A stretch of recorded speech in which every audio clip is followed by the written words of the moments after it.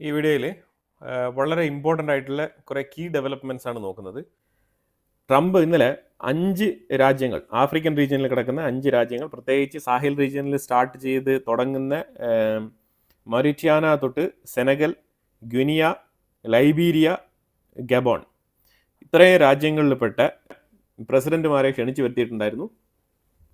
അവരെ വൈറ്റ് ഹൗസിലിരുത്തി അവർക്ക് സൽക്കാരങ്ങളൊക്കെ നടക്കുന്ന ആ ഒരു സമയത്ത് ഒരു ഡിസ്കഷൻ, ആ ഡിസ്കഷനാണ് പുറത്ത് വൈറലായിട്ട് ഇന്ന് ചർച്ച ചെയ്യപ്പെടുന്നത്. ആ ഡിസ്കഷനിൽ പ്രധാനമായിട്ട് മനസ്സിലാക്കേണ്ട ഒരു വിഷയം എന്ന് പറഞ്ഞാൽ ട്രംപുമായിട്ട് താരിഫുമായിട്ട് ബന്ധപ്പെട്ട വിഷയം ഡിസ്കസ് ചെയ്യാനാണ് അവർ വന്നത് എന്നുള്ള പേരിലാണ് അവർ വന്നത്. Okay, number 1. പക്ഷേ ഇത് നമുക്ക് ഇനിയൊരു വ്യക്തിയും കൂടി ഇതിനു മുമ്പ് ഞാൻ പറഞ്ഞു പോകേണ്ടതുണ്ട്. അതായത് democratic republic of Congo, DRC കോങ്കോയുമായിട്ട് ബന്ധപ്പെട്ട് ഒരു മാധ്യമ പ്രവർത്തകയെ ഞാൻ ഇതിനു മുമ്പുള്ള ആ ഡെമോക്രാറ്റിക് റിപ്പബ്ലിക് കോങ്കോ ട്രംപിനെ നൊബൽ പ്രൈസിന് വേണ്ടിയിട്ട് നോമിനേറ്റ് ചെയ്തു എന്ന് പറഞ്ഞിട്ട് ഒരു വീഡിയോ ഞാൻ ചെയ്തിട്ടുണ്ടായിരുന്നു. ഒരു പീസ് ട്രീറ്റി, കോങ്കോയ്ക്കും റുവാണ്ടയ്ക്കും ഇടയിൽ ഒരു പീസ് ട്രീറ്റി ഉണ്ടാക്കിയിട്ടുണ്ട് എന്നുള്ളതിനെ കുറിച്ചുള്ള ഒരു വീഡിയോ നമ്മളുടെ ചാനലിൽ തന്നെ കിടപ്പുണ്ട്. ആ വീഡിയോ ചെയ്ത സമയത്ത് ഞാൻ ഈ ഒരു മാധ്യമ പ്രവർത്തകയെ സ്പെസിഫിക് ആയിട്ട് ഇവരുടെ ഇമേജും കാര്യങ്ങളൊക്കെ എടുത്ത് ഞാൻ കാണിച്ചിട്ടുണ്ടായിരുന്നു. കാരണം ഇവർക്ക് ആഫ്രിക്കയിൽ ട്രംപിന് വേണ്ടിയിട്ട് പണിയെടുക്കുന്നതുമായിട്ട് വലിയ റോൾ ഉണ്ടെന്നാണ് മനസ്സിലാക്കാൻ പറ്റുന്നത്. അപ്പോൾ അവർ ഈ ലേഡി ശരിക്കും പറഞ്ഞാൽ ആഫ്രിക്കയിൽ വളരെ പോപ്പുലറായി മാറിക്കൊണ്ടിരിക്കുകയാണ് ഇപ്പം, ട്രംപിന്റെ വളരെ അടുത്ത ആൾ എന്നുള്ള നിലയിൽ. That when peace finally come to Democratic Republic of the Congo, he's thinking to nominate you as a Nobel Prize Peace because he said you deserve, you have been working to bring peace in the world, not only at the Congo, and he's very hopeful to meet you in the future. That's so nice, boy, and that's so beautifully stated. And Caroline, പല കാര്യങ്ങളും ആഫ്രിക്കയ്ക്കുള്ളിൽ സ്വാധീനത്തിൽ നേടിയെടുക്കാൻ കഴിയുന്നു എന്നാണ് മനസ്സിലാക്കാൻ പറ്റുന്നത്. അങ്ങനെ ഈ 5 രാജ്യങ്ങളിലുള്ള മരിറ്റ്വാന, സെനഗൽ, ഗുനിയ, ലൈബീരിയ, ഗബോൺ, ഇത്രയും രാജ്യങ്ങളിൽപ്പെട്ട ലീഡേഴ്സിനെയാണ് ഇന്നലെ വൈറ്റ് ഹൗസിൽ എത്തിച്ചത്. ആ വൈറ്റ് ഹൗസിൽ എത്തിച്ച സമയത്ത് ആഫ്രിക്കൻ റീജിയൻ ആയതുകൊണ്ട് തന്നെ തീർച്ചയായിട്ടും ഈ ഒരു ആഫ്രിക്കൻ ജേർണലിസ്റ്റ് എന്നുള്ള നിലയിൽ ഈ ലേഡിയും അവിടെ സ്ഥാനം പിടിച്ചിട്ടുണ്ടായിരുന്നു. അപ്പോൾ ഈ ഒരു ചർച്ച നടക്കുന്ന സമയത്ത് ആഫ്രിക്കയിൽ ഒരുപാട് ഇൻവെസ്റ്റ്മെന്റുകൾക്ക് വേണ്ടിയിട്ട് ട്രംപ് ശ്രമിക്കുന്നുണ്ട്. കാര്യം വേറെ ഒന്നുമല്ല, റെയർ എർത്ത് എലമെന്റ്സും ആഫ്രിക്കൻ റിസോഴ്സസ്, അത് തന്നെയാണ് മെയിൻ ആയിട്ടുള്ള എയിം. കാരണം യൂറോപ്യൻ യൂണിയൻ ആയിക്കോട്ടെ, അതേപോലെ ഫ്രഞ്ച് പ്രസിഡന്റ് ഇമ്മാനുവൽ മാക്രോൺ ആയിക്കോട്ടെ, ഇവരെല്ലാം തന്നെ കോളനൈസ് ചെയ്ത് യൂട്ടിലൈസ് ചെയ്തുകൊണ്ടിരിക്കുന്ന ഈ ഒരു ആഫ്രിക്കൻ യൂണിയനിൽ അമേരിക്കയ്ക്ക് വലിയ തോതിൽ ഫണ്ട് മുടക്കുന്ന, ചാരിറ്റി ചെയ്യുന്ന എന്നുള്ളതിലുപരിയായിട്ട് അവർക്ക് വലിയ തോതിൽ അവിടെ നിന്ന് നേട്ടം കൊയ്യാൻ കഴിഞ്ഞിട്ടില്ല. അതായത് ഈ മാക്രോൺ കൊണ്ടുപോയതുപോലെയോ യൂറോപ്യൻ യൂണിയൻ കൊണ്ടുപോയതുപോലെയോ ഒന്നും തന്നെ ആഫ്രിക്കൻ റീജിയനിൽ നിന്നും ബെനിഫിറ്റ് കൊണ്ടുപോകാൻ അമേരിക്കയ്ക്ക് സാധിച്ചിട്ടില്ല വലിയ തോതിൽ. അതെല്ലാം തന്നെ ഇമ്മാനുവൽ മാക്രോണിനെ പോലത്തെ ആൾക്കാരാണ് അതൊക്കെ നേട്ടം കൊയ്യുന്നത്. മാക്രോണൊക്കെ നല്ല രീതിയിലുള്ള എനർജി യൂറോപ്പ് മൊത്തം സപ്ലൈ ചെയ്യുന്നത് ആ രീതിയിലാണ്. യുറേനിയം ഒക്കെ ആഫ്രിക്കയിൽ നിന്നും എടുത്തുകൊണ്ട് പോയതിന് കയ്യും കണക്കില്ല. ഗോൾഡ് കൊണ്ടുപോയതിൻ്റെ അളവ് നോക്കിക്കഴിഞ്ഞാൽ ഒരു കണക്കില്ല എന്നാണ്, ആ രീതിയിലാണ് കൊണ്ടുപോയിരിക്കുന്നത്. അപ്പോൾ അത് അങ്ങനെയൊക്കെയാണ് ഇബ്രാഹിം ട്രാവോറെ എന്ന് പറഞ്ഞ ഒരു യങ് ലീഡറൊക്കെ എമേർജ് ആയി വരുന്നത്. ഈ ബുർക്കിനോ ഫാസോ അതുമായിട്ട് ബന്ധപ്പെട്ട കുറച്ച് രാജ്യങ്ങൾ ഇങ്ങനെ വേറെ ആയിട്ട് മാറി നിൽക്കുകയാണ്. അതായത് അവരെ കുറച്ച് റിബലായിട്ട് നിൽക്കുകയാണ്. ഇപ്പം റിബലായിട്ട് നിൽക്കുകയാണെന്ന് പറഞ്ഞു കഴിഞ്ഞാൽ അവിടെ റഷ്യയുടെ ഇൻഫ്ലുവൻസ് ഉണ്ട്. റഷ്യയുടെ ഇൻഫ്ലുവൻസ് എന്ന് പറഞ്ഞു കഴിഞ്ഞാൽ വാഗ്നർ ഗ്രൂപ്പിന്റെ ആ ഒരു ഇൻഫ്ലുവൻസും കൂടി അവിടെ ഉണ്ട്. യൂറോപ്യൻ രാജ്യങ്ങളായിട്ടുള്ള വെസ്റ്റേൺ കൺട്രീസിന്റെയും അമേരിക്കയുടെയും ഒരു മത്സരമാണ് ഈ ഒരു ആഫ്രിക്കൻ റീജിയനിൽ നടക്കുന്നത്. അപ്പോൾ അതിൻ്റെ ഇടയിൽ കൂടെയാണ് ഇന്ത്യയുടെ ചില തന്ത്രങ്ങളൊക്കെ നടക്കുന്നത്. അതായത് ഇവർ രണ്ടുപേരിൽ പെടാത്ത ചില രാജ്യങ്ങളെ തെരഞ്ഞുപിടിച്ച് ഇന്ത്യ അവിടെ കുറച്ച് ഇൻഫ്ലുവൻസ് ഉണ്ടാക്കാൻ ശ്രമിക്കുന്നുണ്ട്. ഇന്ത്യ ഒരിക്കലും അവരുടെ സ്വത്ത് കൈക്കലാക്കാനോ അല്ലെങ്കിൽ അവരുടെ മുതൽ ഇങ്ങോട്ട് തട്ടിക്കൊണ്ടുവരാനോ ഒന്നും പോയതല്ല. ശരിക്കും ഒരു മ്യൂച്വൽ എഗ്രിമെന്റ് വെച്ചിട്ട് വളരെ റെസ്പെക്ട്ഫുൾ ആയിട്ടുള്ള ബിസിനസ് ചെയ്യാനാണ് ഇന്ത്യ പോകുന്നത്. അത് വേറെ കാര്യം. അല്ലാതെ ഫ്രാൻസ് കാണിക്കുന്ന പോലെ അവരുടെ സ്വത്തുക്കൾ മൊത്തം തട്ടിയെടുത്തിട്ട് അവർക്ക് ചെറുതായിട്ട് 100 രൂപ ഫ്രാൻസ് എടുക്കുന്നെങ്കിൽ അതിലൊരു 5 രൂപയെ പിന്നെ ബുർക്കിനോ ഫാസോയ്ക്ക് കൊടുത്തുള്ളൂ. അതേ അവിടെ സംഭവിച്ചിട്ടുള്ളായിരുന്നുള്ളൂ. അത് ഞാൻ നിയോ കോളനിയലിസം എന്ന് പറഞ്ഞിട്ട് ഒരു 4 വീഡിയോസിന് ചെയ്തിട്ടിട്ടുണ്ട്. അത് കണ്ടു കഴിഞ്ഞാൽ നിങ്ങൾക്ക് മനസ്സിലാക്കാൻ പറ്റും. ആ രീതിയിലാണ് ലൂട്ടിങ് നടത്തിക്കൊണ്ടിരുന്നത്. ഇപ്പോഴാണ് ബുർക്കിനോ ഫാസോ പോലത്തെ ചില രാജ്യങ്ങളൊക്കെ വന്നിട്ട് ഇവരെ പുറത്താക്കാനുള്ള നടപടിക്രമങ്ങളൊക്കെ എടുത്തതായിട്ട് മനസ്സിലാക്കാൻ പറ്റുന്നത്. അപ്പോൾ ട്രംപ് ഇപ്പോൾ ചെയ്തുകൊണ്ടിരിക്കുന്ന വിഷയം എന്ന് പറഞ്ഞാൽ, ട്രംപ് ഇന്ത്യ ഗ്ലോബൽ സൗത്തുമായിട്ട് ബന്ധപ്പെട്ട് നല്ല രീതിയിൽ ഇൻഫ്ലുവൻസ് ചെയ്ത് ആഫ്രിക്കൻ റീജിയനിൽ റെയർ എർത്ത് എലമെന്റ്സുമായിട്ട് ബന്ധപ്പെട്ട വിഷയങ്ങളിൽ നല്ല രീതിയിൽ സ്വാധീനം ചെലുത്തി കാര്യങ്ങളൊക്കെ മുന്നോട്ട് നീക്കുന്ന സാഹചര്യത്തിൽ ഈ ഗ്ലോബൽ സൗത്തിനെയും ബ്രിക്സിനെയും പേടിക്കുന്ന അമേരിക്ക ഇന്ത്യക്കെതിരെ തന്നെയാണ് പ്രവർത്തിക്കുന്നത്. എന്തുകൊണ്ടാണ് ഇന്ത്യയുമായിട്ട് ഇത്രയും കലിപ്പ് ഇപ്പം ഈ ഒരു ഇടപെട്ട കാലത്ത് ട്രംപിനെന്ന് പറഞ്ഞു കഴിഞ്ഞാൽ ഇതൊക്കെ തന്നെയാണ് അതിൻ്റെ കാരണങ്ങൾ. കാരണം ഇന്ത്യയുടെ നയപരമായ മാറ്റം, ഇന്ത്യയുടെ നന്മയ്ക്ക് വേണ്ടിയിട്ട് ചെയ്യുന്ന ചില കാര്യങ്ങൾ അമേരിക്കൻ ഇൻട്രസ്റ്റിന് വിരുദ്ധമായിട്ട് അവർക്ക് തോന്നുന്നു. അതിൽ നമ്പർ 1 ആണ് rare earth elements. Rare earth elements ചൈനയുമായിട്ട് ഡിപ്പെൻഡ് ചെയ്ത് നിങ്ങൾ കാലങ്ങളായിട്ട് മുന്നോട്ട് കൊണ്ടുപോയിക്കൊണ്ടിരുന്ന ആ ഒരു ബന്ധത്തിൽ ഇന്ത്യക്ക് എന്താണ് റോൾ? അമേരിക്ക എങ്ങനെയാണോ ചൈനയുടെ കയ്യിൽ നിന്ന് ബുദ്ധിമുട്ട് അനുഭവിക്കുന്നത്, അതുപോലെ തന്നെ ഇന്ത്യയും ചൈനയുടെ കയ്യിൽ നിന്ന് അതിൽ കൂടുതൽ ബുദ്ധിമുട്ട് അനുഭവിക്കുന്ന രാജ്യമാണ്. അപ്പം ബേസിക്കലി നോക്കിക്കഴിഞ്ഞാൽ അമേരിക്കയും ഇന്ത്യയും ആ ഒരു വിഷയത്തിൽ ഒരുപോലെയാണ്. അപ്പം അമേരിക്ക എത്രമാത്രം റെയർ എർത്ത് എലമെന്റ്സിന് വേണ്ടിയിട്ട് പാകിസ്ഥാന്റെ ബലൂചിസ്ഥാൻ മേഖലയും അതുപോലെ തന്നെ ഉക്രൈനിലെ നടുകണ്ടം വീതിച്ചെടുക്കലും അതുപോലെ തന്നെ അഫ്ഗാനിസ്ഥാനിൽ കുറച്ച് സ്ഥലം കിട്ടിക്കഴിഞ്ഞാൽ അവിടെ നിന്ന് റെയർ എർത്ത് എലമെന്റ്സ് തോണ്ടിയെടുക്കാം എന്നുള്ള നിലയിലുള്ള ചിന്താഗതികളൊക്കെ കൊണ്ടുവരുമ്പോഴത്തേക്കും ഇന്ത്യക്ക് എന്തുകൊണ്ട് മാറ്റി ചിന്തിച്ചൂടാ? ഇന്ത്യ ന്യായമായ രീതിയിൽ മറ്റുള്ള രാജ്യങ്ങളുമായിട്ട് ബിസിനസ് ചെയ്ത് അവർക്ക് മറ്റുള്ള രാജ്യങ്ങളിൽ നിന്ന് എടുക്കുന്ന റിസോഴ്സ് പൈസ കൊടുത്ത് മേടിക്കാൻ തന്നെയാണ്. എത്രയാണോ മാർക്കറ്റ് വാല്യൂ, ആ മാർക്കറ്റ് വാല്യൂ കൊടുത്ത് തന്നെ ഇന്ത്യ മേടിക്കുന്നത്.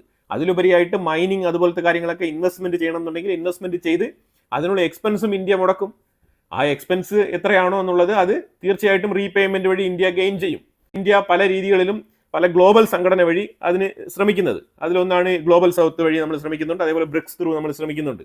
അപ്പോൾ ഇതൊക്കെ ട്രംപിനെ ബുദ്ധിമുട്ടിലാക്കുന്നു എന്നുള്ളതാണ് മനസ്സിലാക്കേണ്ടത്. വിച്ച് മീൻസ് അമേരിക്കയെ ബുദ്ധിമുട്ടിലാക്കുന്നു എന്നുള്ളതാണ് മനസ്സിലാക്കേണ്ടത്. അപ്പൊ ഇതാണ് ഒരു ഐഡിയ ഞാൻ തന്നത്. ഇപ്പം അമേരിക്ക എന്താണ് ചെയ്തുകൊണ്ടിരിക്കുന്നത്, അപ്പൊ അങ്ങനെ നമ്മൾ മുന്നോട്ട് എടുക്കുന്ന ചില നയങ്ങളിൽ അമേരിക്കയ്ക്ക് അതൃപ്തിയുണ്ട്. അതാണ് ഇതിൽ പ്രധാനമായിട്ട് മനസ്സിലാക്കേണ്ടത്. അപ്പൊ ഇന്ത്യ കടന്നു പോകുന്ന വഴികളിലെല്ലാം തന്നെ ട്രംപ് കയറി വരുന്നുണ്ട്. ഇപ്പൊ തന്നെ നോക്കൂ, ഈ മേക്ക് ഇൻ ഇന്ത്യ അത് നമ്മുടെ ഇന്ത്യൻ പോളിസിയാണ്. അതുപോലെ തന്നെ ആത്മനിർഭർ ഭാരത് അതൊക്കെ ഇന്ത്യൻ പോളിസിയാണ്. ഇതൊക്കെ നമ്മൾ കൊണ്ടുവന്ന് കഴിഞ്ഞു എത്ര വർഷങ്ങൾക്ക് മുമ്പ്. ഫസ്റ്റ് ടേമിൽ ട്രംപ് അമേരിക്ക ഭരിച്ചിരുന്ന സമയത്ത് ട്രംപിന് ഈ രീതിയിലുള്ള താല്പര്യമൊന്നും ഇല്ലായിരുന്നു. ഒരു ഫാർ റൈറ്റ് അനുകൂലിയായിരുന്ന ട്രംപ് ഏറ്റവും കൂടുതൽ വെള്ളക്കാർക്ക് സപ്പോർട്ട് കൊടുക്കുന്ന രീതിയിലുള്ള ഒരു ഭരണമാണ് കാഴ്ചവെക്കാൻ ശ്രമിച്ചത്. അല്ലാതെ രാജ്യത്തിന് ഈ രീതിയിലുള്ള പുരോഗതി അതൊന്നിനെ കുറിച്ച് പുള്ളി ആ രീതിയിൽ വലുതായിട്ട് അങ്ങ് ചിന്തിച്ചില്ല. അപ്പൊ അതുപോലെ തന്നെ ഇന്ത്യയുടെ അതേ പോളിസികളാണ് ട്രംപ് ഇപ്പം അമേരിക്കയിൽ കോപ്പി ചെയ്തുകൊണ്ടിരിക്കുന്നത്. ഇന്ത്യയുടെ അതേ പോളിസികളാണ് ഇവിടെ കോപ്പി ചെയ്യുന്നത്. നിങ്ങൾ നോക്കൂ, മേക്ക് അമേരിക്ക ഗ്രേറ്റ് അഗൈൻ. പണ്ടും പുള്ളി ഇത് മുന്നോട്ട് വെച്ചിരുന്ന ഒരു ആശയം തന്നെയാണ്. പക്ഷെ അതിന് മുമ്പ് തന്നെ ഇന്ത്യയിൽ മേക്ക് ഇൻ ഇന്ത്യ അതുപോലെ തന്നെ ആത്മനിർഭർ ഭാരതൊക്കെ ഇൻട്രൊഡ്യൂസ് ചെയ്ത് കഴിഞ്ഞു. അപ്പൊ ഇത് ഇന്ത്യയെ കണ്ട് തന്നെയാണ് കോപ്പി അടിച്ചത്. അതാണ് മനസ്സിലാക്കേണ്ടത്. അപ്പൊ ഇന്ത്യക്കുള്ളിൽ എന്തെല്ലാം പോളിസികൾ നമ്മൾ ഇംപ്ലിമെന്റ് ചെയ്യുന്നുണ്ടോ അതെല്ലാം അമേരിക്കക്കുള്ളിലും പുള്ളി ഇംപ്ലിമെന്റ് ചെയ്യാണ്. എല്ലാവരും അമേരിക്കയിലേക്ക് വരൂ, അവിടെ വന്ന് ബിസിനസ് ചെയ്യൂ, ഇതൊക്കെ പറഞ്ഞിരുന്നത് ഇന്ത്യയാണ്. നമ്മൾ മുന്നോട്ട് വളരുന്ന രാജ്യം, വളർന്നുകൊണ്ടിരിക്കുന്ന ഡെവലപ്പിംഗ് രാജ്യമാണ്. അതുകൊണ്ട് നമ്മൾ പല നയങ്ങളും നമ്മളിങ്ങനെ പ്രഖ്യാപിക്കും. അത് കോപ്പി അടിച്ചുകൊണ്ട് ഒരു ഡെവലപ്ഡ് നേഷൻ വന്നു കഴിഞ്ഞാൽ എന്താണ് സംഭവിക്കുക? അതുകൊണ്ടാണ് ഇന്ത്യക്കും അമേരിക്കയ്ക്കും ചില പോളിസി തർക്കങ്ങൾ, ചില കോൺട്രാഡിക്ഷൻസ് ഒക്കെ സംഭവിക്കുന്നത്. ഇതൊന്നും ഇന്ത്യയും അമേരിക്കയും തമ്മിലുള്ള ബന്ധത്തിൽ വലിയ വിള്ളലൊന്നും വീഴ്ത്തില്ല. അങ്ങോട്ടും ഇങ്ങോട്ടും സാമ്പത്തികമായിട്ട് ചില നഷ്ടങ്ങളും ലാഭങ്ങളും മാറി മാറി വരാനുള്ള സാധ്യത, ശരിക്കും പറഞ്ഞാൽ അങ്ങോട്ടും ഇങ്ങോട്ടും ചില നഷ്ടങ്ങൾ സംഭവിക്കാനുള്ള സാധ്യത വളരെ കൂടുതലാണ്. ഇപ്പം നമ്മൾ പോകുന്ന സ്ഥലങ്ങളിലെല്ലാം നമ്മൾ ഗോൾ അടിക്കാനിരിക്കുന്ന ഗോൾ പോസ്റ്റുകളിലെല്ലാം അമേരിക്ക വന്ന് മുൻകൂട്ടി ഗോൾ അടിക്കുന്ന ഒരു സാഹചര്യമാണ്. കാരണം അമേരിക്ക വലിയ പവർഫുൾ ആയിട്ടുള്ള രാജ്യമാണ്. അപ്പോൾ അതുകൊണ്ട് ഈ പാവങ്ങളായിട്ടുള്ള ആഫ്രിക്കൻ റീജിയൻ പെട്ടെന്ന് തന്നെ ഡോളേഴ്സ് ഇൻവെസ്റ്റ്മെന്റ് വരുമ്പോഴത്തേക്കും അവർ അങ്ങോട്ട് വഴുതി മാറും. അപ്പോൾ അതുകൊണ്ട് നമുക്ക് കിട്ടാനുള്ള ഓപ്പർച്യൂണിറ്റിയാണ് ട്രംപ് എടുത്തുകൊണ്ട് പോയിക്കൊണ്ടിരിക്കുന്നത്. ഇപ്പോൾ ട്രംപ് ഈ 5 രാജ്യങ്ങളും കൂടി നൊബൽ പ്രൈസിന് നോമിനേറ്റ് ചെയ്യാൻ വേണ്ടിയിട്ട് പറഞ്ഞിരിക്കുകയാണ്. അതെങ്ങനെയാണ് പറഞ്ഞത്? അതായത് മീറ്റിംഗ് നടന്നുകൊണ്ടിരിക്കുമ്പം ഇവർ ആ ഡിന്നർ ടേബിളിൽ ഇരിക്കുകയാണ്. ആ ടേബിളിൽ ഇരിക്കുന്ന സമയത്ത് ചോദിക്കുന്നുണ്ട്. പെട്ടെന്ന് തന്നെ ട്രംപിന് ആ ആഫ്രിക്കൻ മാധ്യമപ്രവർത്തകരെ കണ്ടപ്പോഴത്തേക്കും അങ്ങനെ കൈയൊക്കെ നീട്ടിയിട്ട് ഓ യു ആർ ഹിയർ എന്നൊക്കെ പറഞ്ഞ് ചോദിക്കുന്നുണ്ട്. എന്താണ് ചോദിക്കുന്നത്? നിങ്ങളുണ്ടോ? സംഭവം she is very good, she is very famous journalist you know എന്നൊക്കെ പറഞ്ഞിട്ട് പുകഴ്ത്തുന്നുണ്ട്. അങ്ങനെ പുകഴ്ത്തുന്ന സമയത്ത് പുള്ളിക്കാരി വോളണ്ടറി ആയിട്ട് അങ്ങ് എണ്ണീറ്റ് പറയുകയാണ്, എനിക്ക് 2 ചോദ്യങ്ങൾ ചോദിക്കാനുണ്ട്. ഒന്ന് പ്രസിഡന്റ് ട്രംപിൻ്റെ അടുത്തും ഇനിയൊന്ന് മറ്റുള്ള 5 റെപ്രസെൻറ്റേറ്റീവ് ആയിട്ടുള്ള രാജ്യങ്ങളുടെ ലീഡേഴ്സിൻ്റെ അടുത്തുമാണ് ചോദിക്കാനുള്ളതെന്ന് പറയുന്നുണ്ട്. അങ്ങനെ പറയുമ്പോഴത്തേക്കും ട്രംപ് അവസരം കൊടുക്കുകയാണ്, ചോദിച്ചോളൂ എന്ന് പറഞ്ഞിട്ട്. അപ്പോൾ പുള്ളിക്കാരിയാണെങ്കിൽ പിന്നെ ഇതിലെല്ലാം അഗ്രഗണ്യാണ്. അപ്പോൾ പുള്ളിക്കാരി ചോദിക്കുകയാണ്, അതായത് പ്രസിഡന്റ് ട്രംപ് നിങ്ങൾ വലിയ മനസ്സുള്ളവനാണ്, നിങ്ങൾ ആഫ്രിക്കൻ രാജ്യങ്ങൾക്ക് ഭയങ്കരമായിട്ട് നിങ്ങൾ അകമഴിഞ്ഞ് സഹായിക്കുന്നുണ്ട്, അത് ഞങ്ങളുടെ രാജ്യങ്ങളിലുള്ള യങ്സ്റ്റേഴ്സ് കാണുന്നുണ്ട്, ഞങ്ങളുടെ യുവാക്കൾ അതൊക്കെ കാണുന്നുണ്ട്. അപ്പോൾ അതുകൊണ്ട് നിങ്ങൾ ഏതെങ്കിലും സാഹചര്യത്തിൽ ആഫ്രിക്കൻ റീജിയൻ വിസിറ്റ് ചെയ്യാൻ താല്പര്യപ്പെടുന്നുണ്ടോ, അതിനുള്ള എന്തെങ്കിലും സാധ്യതകളുണ്ടോ എന്നുള്ള രീതിയിൽ ട്രംപിനൊരു ചോദ്യം. അത് കഴിഞ്ഞ് മറ്റുള്ളവർക്ക്, അതായത് ഈ ഡെലിഗേറ്റ്സ് ആയിട്ടുള്ള മറ്റുള്ള 5 പാർട്ടിസിപ്പന്റ് രാജ്യങ്ങളിലുള്ള ലീഡേഴ്സിൻ്റെ അടുത്ത് ചോദിക്കുന്നത്, നിങ്ങൾക്ക് ട്രംപിനെ നൊബൽ പ്രൈസിന് നോമിനേറ്റ് ചെയ്യാൻ സാധിക്കുമോ? എങ്ങനെയുണ്ട്? ട്രംപ് അപ്പം തന്നെ ഗൂസ് പമ്പ് വന്ന് അങ്ങനെ ഇരിക്കുകയാണ്. തലയൊക്കെ പോയി സീലിങ്ങിൽ തട്ടിയ അവസ്ഥയാണ് ട്രംപിന്. ട്രംപ് പറഞ്ഞു ഹൗ ഷീ ഈസ് വണ്ടർഫുൾ. ആ മാധ്യമപ്രവർത്തകയെ അങ്ങ് പുകഴ്ത്തിയിട്ട് എന്നിട്ട് anything you need to say എന്നൊക്കെ പറഞ്ഞു. അപ്പം ഞാൻ ആഫ്രിക്ക വിസിറ്റ് ചെയ്യാൻ താല്പര്യപ്പെടുന്നുണ്ടെന്നൊക്കെ പറഞ്ഞ് ട്രംപ് ആ ചോദ്യം ഒഴിവാക്കി അവിടെ അങ്ങ് മൂലയിലിരുത്തുകയാണ്. പിന്നെ ട്രംപിൻ്റെ ഫോക്കസൊക്കെ ഇവരുടെ വായിൽ നിന്നും ഈ നൊബൽ പ്രൈസിൻ്റെ നോമിനേഷനെ കുറിച്ച് ഇവരെന്ത് പറയണമെന്ന് കേൾക്കാൻ വേണ്ടിയിട്ട് ഓക്കെ ലെറ്റ്സ് 1 by 1 നിങ്ങൾ തുടങ്ങുമെന്ന് പറയുന്നുണ്ട്. അങ്ങനെ തുടങ്ങാൻ പറയുമ്പോഴത്തേക്കും പിന്നെ ഇവരെല്ലാം പറയുന്നത് ഞങ്ങൾക്ക് അമേരിക്കയുമായിട്ട് സഹകരിക്കാൻ താല്പര്യമുണ്ട്, അതാണ് ഇതാണെന്നൊക്കെ പറഞ്ഞിട്ട് ഞാൻ 12 മാസമായി ഈ പൊസിഷനിൽ വന്നിട്ട് അപ്പോൾ അതുകൊണ്ട് അമേരിക്കയുടെ സഹകരണം വളരെ ഇമ്പോർട്ടൻ്റ് ആണ്. നിങ്ങൾ ഞങ്ങളുടെ രാജ്യത്ത് ഇൻവെസ്റ്റ് ചെയ്യണം. പിന്നെ ഡീപ്പ് വാട്ടർ സീയിലുള്ള റിസർച്ചുമായിട്ട് ബന്ധപ്പെട്ടുള്ള ഇൻവെസ്റ്റ്മെൻറ്റ്സ്, അതേപോലെ മാംഗനീസ് എടുക്കാനുള്ള ഇൻവെസ്റ്റ്മെൻറ്റ്സ്, അങ്ങനെ പല രീതിയിലുള്ള റെയർ എർത്ത് എലമെൻറ്റ്സുമായിട്ടൊക്കെ ബന്ധപ്പെട്ട് പല പ്രോജക്റ്റുകളും അങ്ങ് വാരിക്കോരി കൊടുക്കുകയാണ്. എന്നിട്ട് പറയുകയാണ് ഡെഫിനറ്റ്ലി സമാധാനത്തിന് വേണ്ടിയിട്ടുള്ള നോബൽ പ്രൈസിന് വേണ്ടിയിട്ട് ഞങ്ങൾ നോമിനേറ്റ് ചെയ്യാമെന്ന് പറയിപ്പിച്ചു ഈ 5 രാജ്യങ്ങളെ റെപ്രസെൻറ്റേറ്റീവിനെയും കൊണ്ട്. മനസ്സിലായോ? അപ്പോൾ അങ്ങനെ നൊബൽ പ്രൈസിന് വേണ്ടിയിട്ടുള്ള തരികിട പരിപാടികൾ ഒരു സൈഡിൽ തകൃതിയായിട്ട് വൈറ്റ് ഹൗസിൽ നടക്കുന്നു. അതുപോലെ തന്നെ ആഫ്രിക്കയിലേക്കുള്ള കടന്നുകയറ്റം അതും നല്ല രീതിയിൽ നടക്കുന്നുണ്ട്, ശക്തമായി നടക്കുന്നുണ്ട്. ഇത് ശരിക്കും ട്രംപ് ബ്രിക്സിനെയും പേടിക്കുന്നുണ്ട്, അതുപോലെ ഗ്ലോബൽ സൗത്തിനെ വല്ലാതെ പേടിക്കുന്നുണ്ട് ട്രംപ്. അതാണ് മനസ്സിലാക്കാൻ വരുന്നത്. Have the meal. Do you want to ask any questions, please? Where's my reporter from Africa? There you are. How are you? I'm fine, thank you, Mr. It's President. very famous in Africa. Okay? Thank you, thank you. Thank you. I have one question for the African presidents and one question for President Trump. As you can see, Mr. President Trump, all the African presidents are very happy with your efforts to bring peace in the Democratic Republic of the Congo. My question to you is, today you are making history by receiving 5 African presidents and showing the interest of the United States to collaborate and to work close with the African nations. African continent is watching, African youth is watching, and this new approach that your administration is taking to deal with African nations, not only based on help, but in doing business that everybody can win, is really much appreciated for all the Africans. My question is, are you planning, Mr. President, in the future to travel to Africa to see firsthand all those countries in Africa, all those potential that those countries have? And for the African leaders, my question is, as you can see, President Trump is working to bring peace not only in Africa but also in the world. Are you all considering to nominate President Trump for a Nobel Prize Peace? That's a very nice reporter. I got to meet her 2 weeks ago when we had the Congo and Rwanda, and we had some other people up from Africa, and that was the first time, but that's very nice. I appreciate the questions. Very nice, actually. Would you like to, at some point I would like to go to Africa, absolutely. We're going to see what the schedule is, but at some point I would like to do that very much. Would you like to give a fast answer, please? Thank you very much. Of course, we are supporting this. Microphone, please. Yeah, microphone, please. Of course,